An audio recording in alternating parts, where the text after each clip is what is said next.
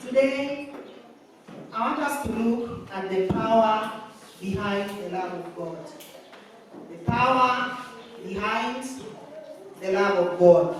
Many a times, that word love has been misused. And in most cases, the word love is associated to romance. It is only lovers, those making romance, that feel that word is applicable. So we normally use the word love carelessly sometimes. Although for now, they are lovers. It suits the situation. Now, what is this love? Maybe by definition, love is a deep feeling or affection for someone. I want us to see from the book of 1 Kings 3:16-28 and see how love was reflected between these two ladies. The Bible terms them as prostitutes. 1 Kings 3:16 to 28. 1 Kings 3:16 to 28. First reader, please. 1 Kings 3:16 to 28. We want to see how love was reflected at this point. The Bible says, now two prostitutes came to the king and stood before him. One of them said, "Pardon me, my lord. This woman and I live in the same house. I had a baby while she was there with me. The third day after my child was born, this woman also had a baby.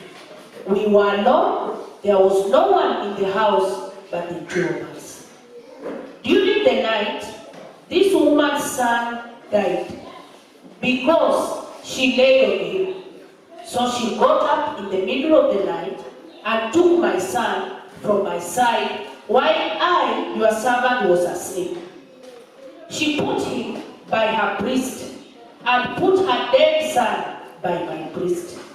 The next morning, I got up to nurse my son, and he was dead. But when I looked at him closely in the morning light, I saw that it wasn't the son I had born." The other woman said, "No, the living one is my son. The dead one is yours." But the first one insisted, "No, the dead one is yours, the living one is mine." And so they argued before the king.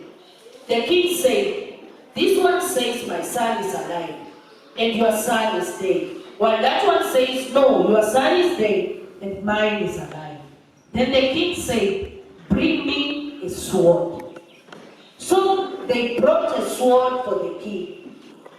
He then gave an order, "Cut the living child in two and give half to one and half to the other." The woman whose son was alive was deeply moved out of love for her son and said to the king, "Please, my lord, give her the living baby, don't kill him." But the other said, "Neither I nor you shall have him. Cut him in two." Then the king gave his ruling, "Give the living baby to the first woman, do not kill him. She is his mother. When all Israel heard the verdict the king had given, they held the king in awe, because they saw that he had wisdom from God to administer justice. Hallelujah. Bwana asifiwe sana. Power behind love. You can see what we can read from 1 Kings 3:16 to 28. These ladies, the Bible talks about two prostitutes who presented themselves before King Solomon. One of them reported to have delivered a baby boy in the same house, and another delivered after 2 days.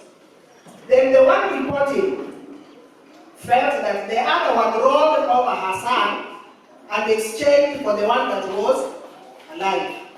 So both were arguing before King Solomon. This one states that the one that is alive is mine.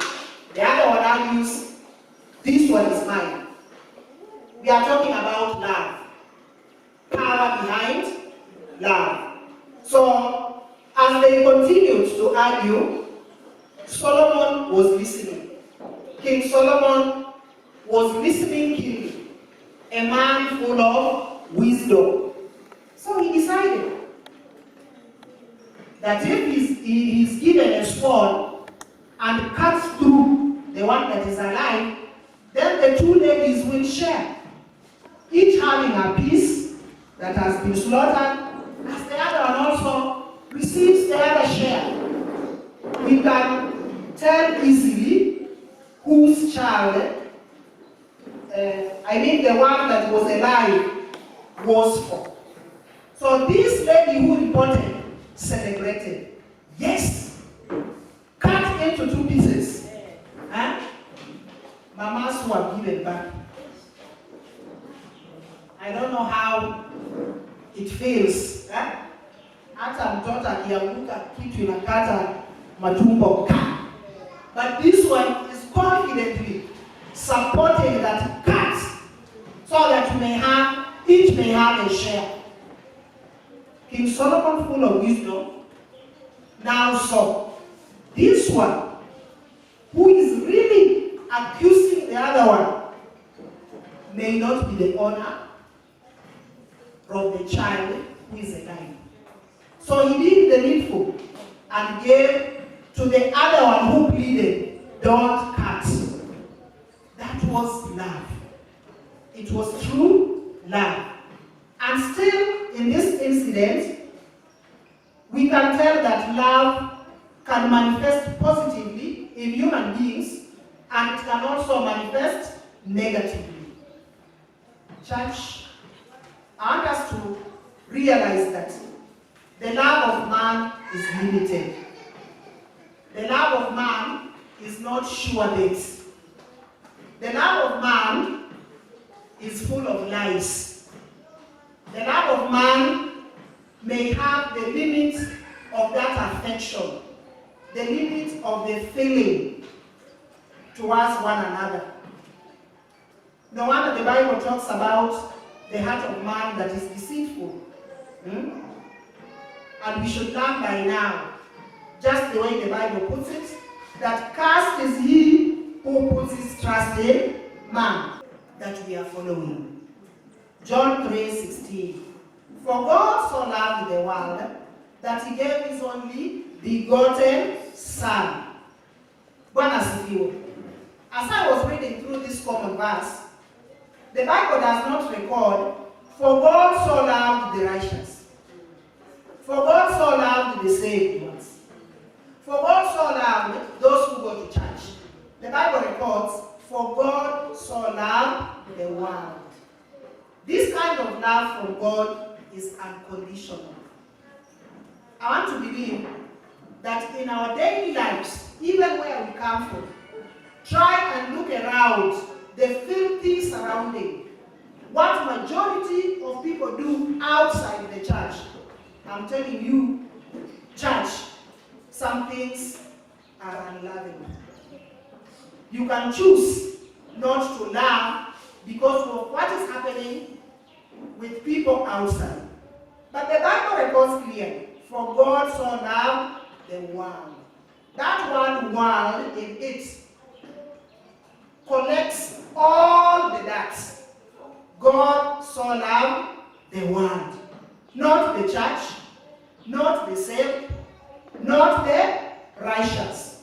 Besides, if we continue reading the word, 1 John 3:11, behold, what manner of love the Father has given to us, that we should be called who? Children of God. Behold the manner of love the Father has given to us. Us, general, isn't it? Not to the few, not to them who seek the Lord.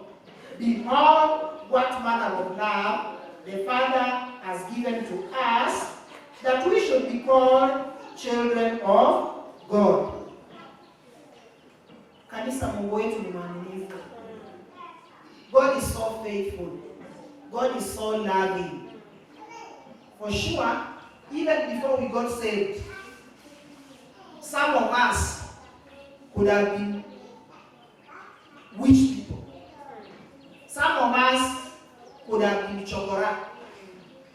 Some of us could have been messy. That is the one. But imagine, God says, for I loved the world. I want you to trust God so much that He loves you. God has picked you from all the filth. God has made you, cleansed you. That is why you are sitting here. Bwana asifiwe sana.